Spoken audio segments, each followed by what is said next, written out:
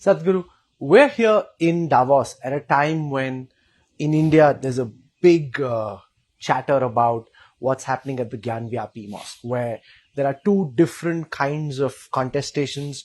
One by the Hindu petitioners who are saying that this was originally a temple which was raised by Mughal Emperor Aurangzeb, and the other led by Asuddin Owaisi and many others who feel that because of the existence of the places of worship Act 1991, the status of the Gyanvapi mosques should stay as it is. I'm very curious to know, as somebody who looks closely at society, how you think this very contentious issue should be looked at and addressed. Thousands of temples were razed to ground during invasions. Well, we couldn't protect them then. Now, talking about all those thousands of temples doesn't make sense because you cannot rewrite history in that sense. But at the same time, very iconic places. I think the communities should sit down together and work this out. This is not for the benefit of the nation, that everything we fight, whatever you say, I will oppose, whatever I say, you will oppose. This is not the way forward. Some very iconic places, I think for once we should sit down and say, okay, these two, three sites, let's settle this. Rest of it, don't raise it again. I think we should do that instead of going one at a time, and keeping the controversy on, unnecessary enmity between communities. This is not necessary. I feel as a civilized society, for once we should sit down and say, okay, what are the issues? Can we settle it or not? We should sit down and settle it. There must be some give and take in this.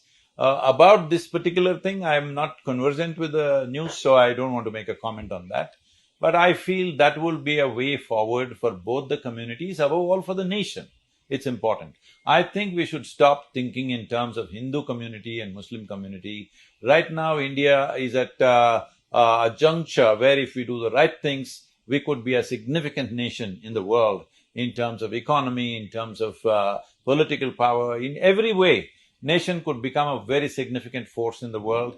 I don't think we should squander this, going on making everything into a big dispute. I know local politics, people will try to play for their advantage. I would beseech people and the news agencies and media houses not to make this controversial. Just make sure that we go towards a solution once for all, rather than raking it up every few years. So your proposed solution is identify a few crucial Yes. sites, sit and talk. Yes, sit and talk. Do you Don't- think that there is space in society for such dialogue? There is definitely space, we just have to create the willingness. In this, media houses have a significant role. If you call for debates with the sensible people from both communities, if that narrative begins to build, definitely it's possible. There is no dispute that cannot be settled.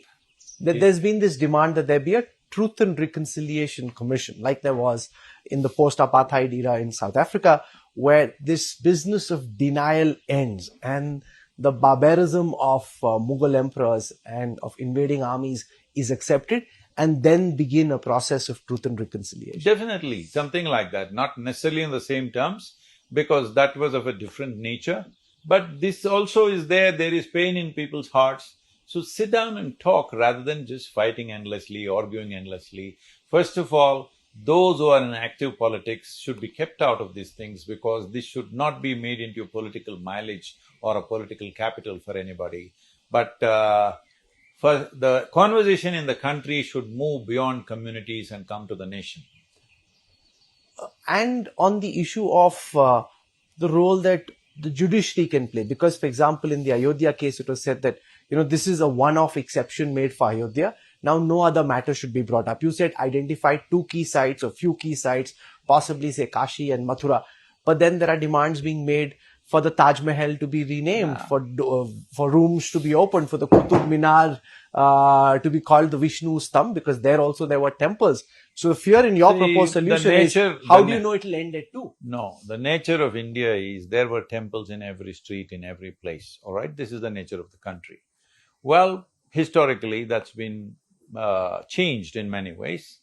There is bitterness in a whole lot of people, so that's why I'm saying a few iconic places you choose and sit down and say, these few things you settle, after that never again, it should be raised once again. At the same time, whatever historical blunders or cruelties that have happened, there must be some kind of, if not, I'm not even asking for apologies or anything because there are no Mughals sitting there to apologize for you. Muslims of the country are Indian citizens, all right? So, there is nobody there to apologize to you. Mughal kings are not sitting there to apologize. There's no such thing. Little reconciliation, okay, something has been taken away from you, okay, let's settle this. This approach should come. Above all, we must settle these things quickly if you want nation to move ahead.